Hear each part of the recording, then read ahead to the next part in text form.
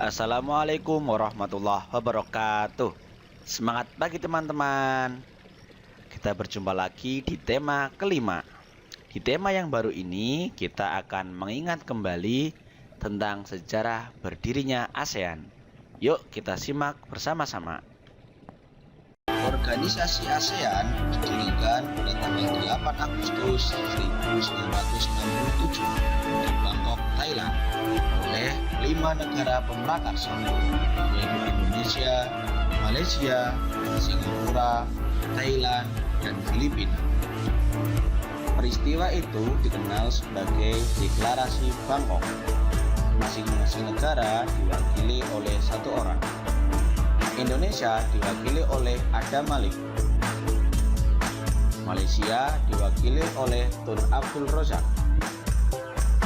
Filipina diwakili oleh Narciso Ramos. Singapura diwakili oleh S. Raja Ratman. Dan Thailand diwakili oleh Ranat Homan. ASEAN dibentuk sebagai kepentingan bersama dalam memajukan pertumbuhan ekonomi, sosial budaya, serta menjaga keamanan kawasan Asia Tenggara. Seiring berjalannya waktu, anggota ASEAN pun bertambah, yaitu dimulai dengan masuknya Brunei Darussalam pada tanggal 7 Januari 1984.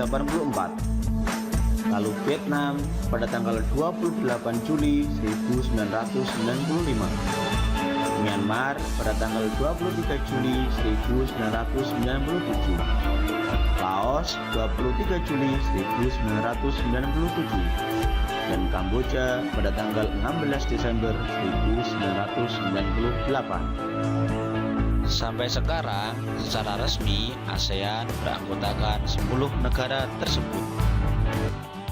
Kerjasama antar negara ASEAN sampai saat ini terlaksana dengan baik. Salah satunya adalah kerjasama dalam bidang ekonomi. Tujuan kerjasama di bidang ini adalah untuk meningkatkan pertumbuhan ekonomi yang masih rendah, karena negara-negara yang berada di kawasan Asia Tenggara pada umumnya merupakan negara berkembang. Beberapa contoh bentuk kerjasama dalam bidang ekonomi antara lain: yang pertama, membentuk Kawasan Perdagangan Bebas ASEAN atau AFTA. Pada konferensi ASEAN keempat tahun 1992 di Singapura muncul gagasan AFTA. Gagasan ini sangat menguntungkan negara anggota ASEAN. AFTA disepakati oleh negara anggota dengan maksud untuk meningkatkan daya saing perdagangan negara anggota ASEAN dengan negara-negara di kawasan lain.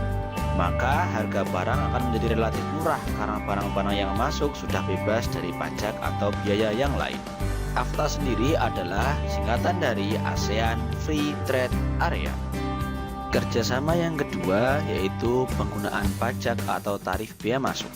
Pembentukan Preference Trading Arrangement atau PTA bertugas menentukan tarif rendah untuk beberapa jenis barang komoditas ASEAN. Sistem pengenaan pajak atau tarif bea masuk terhadap barang yang masuk dari negara lain bertujuan melindungi produk dalam negeri anggota ASEAN. Dalam hal ini, tarif bea masuk perlu diatur agar lebih rendah dari bea masuk barang dari luar negara anggota ASEAN. Diharapkan perdagangan antar negara ASEAN dapat berkembang lebih baik dan dapat bersaing dengan negara-negara di kawasan lainnya.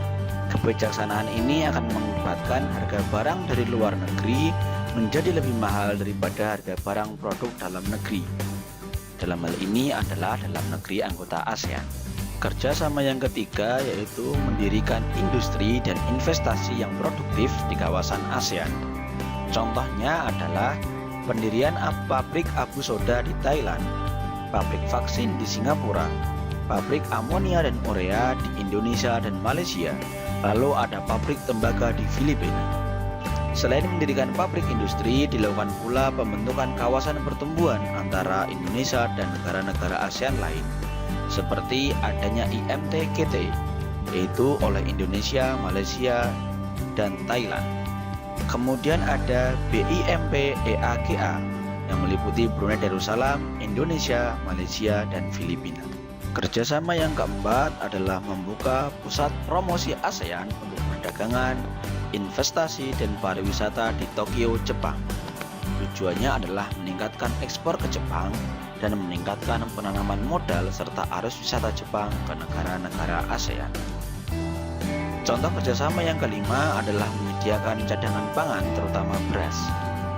Ini dapat terwujud dalam penyediaan cadangan pangan terutama beras untuk memenuhi kebutuhan pangan negara-negara anggota ASEAN yang mana kebanyakan makanan pokoknya berupa beras.